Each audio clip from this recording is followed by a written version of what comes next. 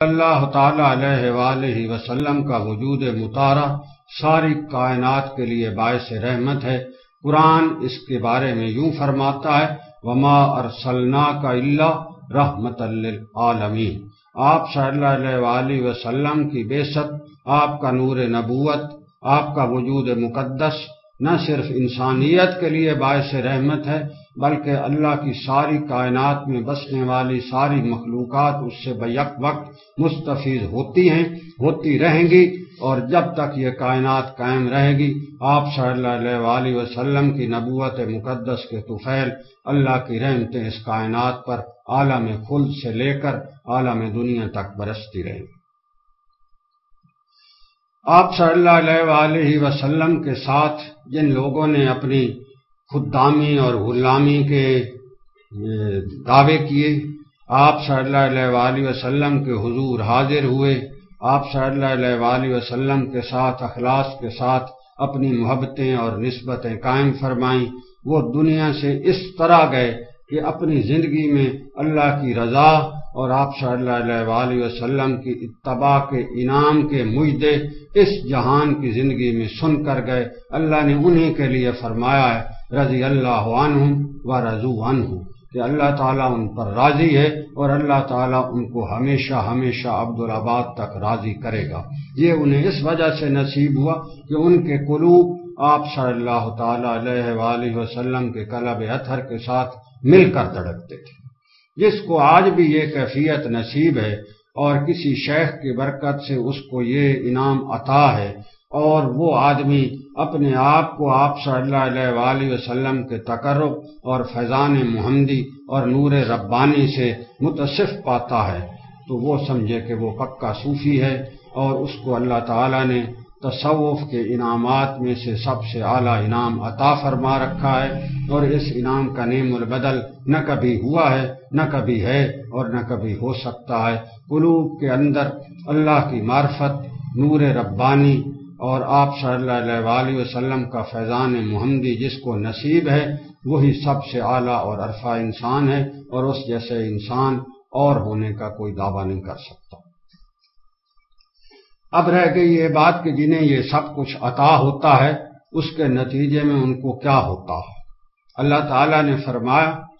کہ اسی آیت مبارکہ جو میں نے آپ کی خدمت میں شروع میں تلاوت کرنے کی سعادت حاصل کی ہے وَيُعَلِّمُهُمُ الْكِتَابَ وَالْحِکْمَةَ،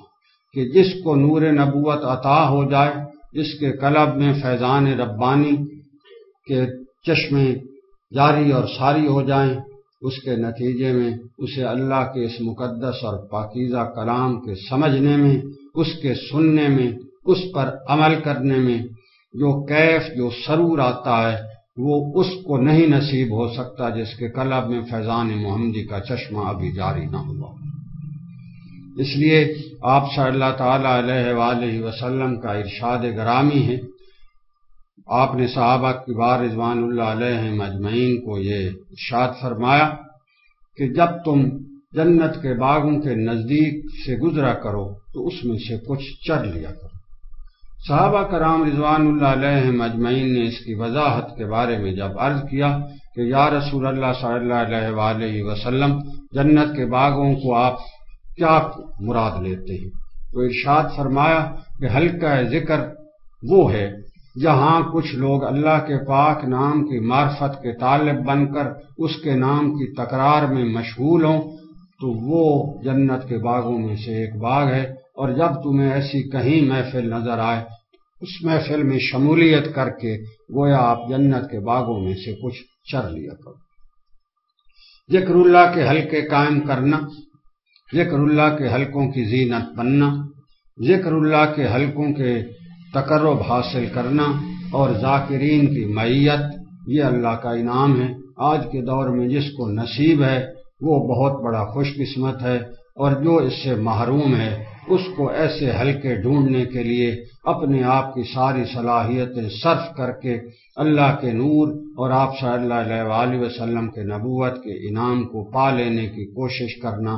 عین انسانی عظمت اور اس کی اہمیت اور اس کی عصمت اور اس کے لیے بہترین عمل ہے۔ اس کے لیے کوشش کرنا یہ اللہ کے انعامات کو پانے کا ایک بہترین ذریعہ، اور جس کو یہ عطا ہو جائے اس کی طرف سے، اللہ کی طرف سے اس کے لیے بہت بڑا انعام ربانی۔ انبیاء کرام علیہم الصلاۃ والسلام کے فرائض نبوت کے 3 شعبے جو قرآن کریم کے اندر بیان ہوئے ہیں، اور جو یہ آیت کریمہ میں نے آپ کی خدمت میں تلاوت کرنے کی سعادت حاصل کی ہے، اس تناظر میں سب سے پہلا فریضہ ہے یتلو علیہم آیاتہ۔ جس نے اس شعبے کو سنبھالا ہے وہ علماء کرام کہلائے ہیں۔ انہوں نے اللہ کے کلام کو لوگوں تک پہنچانے کے لیے اپنی عمریں صرف کی، اور انہوں نے عالمانہ انداز میں اللہ کے پاک اور مقدس کلام کو سمجھا ہے اور لوگوں کو سمجھانے کے لیے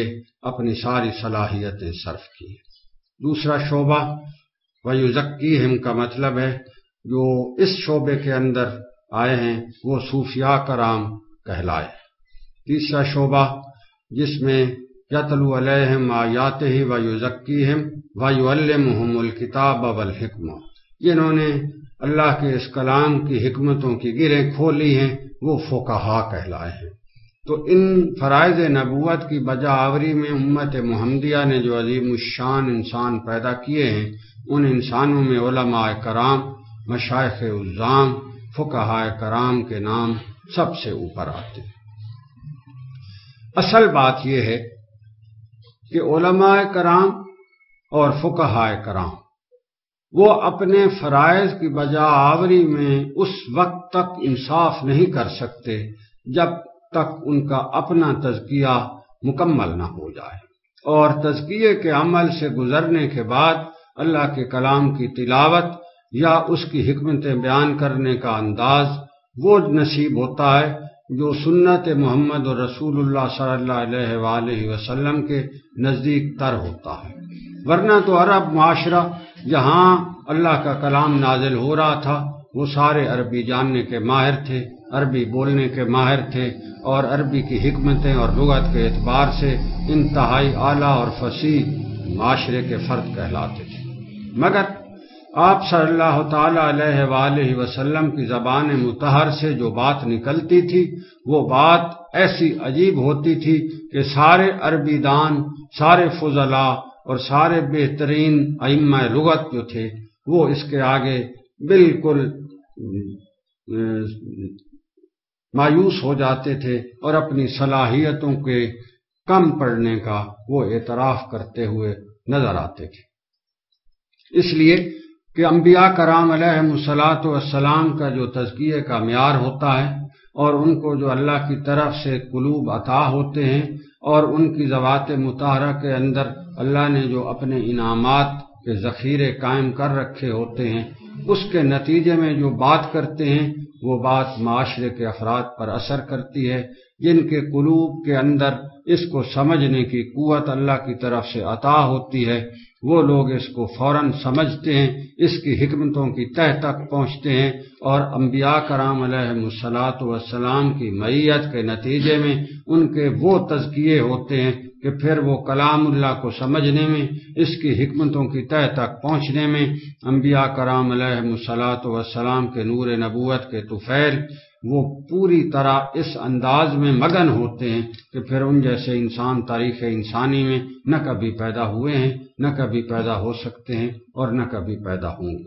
کیونکہ انہیں معیت نبی علیہ صاحب الصلاۃ والسلام اس پائے کی نصیب ہوئی، اور انہوں نے اپنے آپ کو آپ صلی اللہ علیہ وآلہ وسلم کی ذات مطہرہ کے ساتھ اس انداز میں سپرد کیا کہ اس کے نتیجے میں جو انسان اس وقت تربیت پا کر میدان عمل میں آئے، ان جیسے انسان پھر بعد میں پیدا نہ ہو سکے۔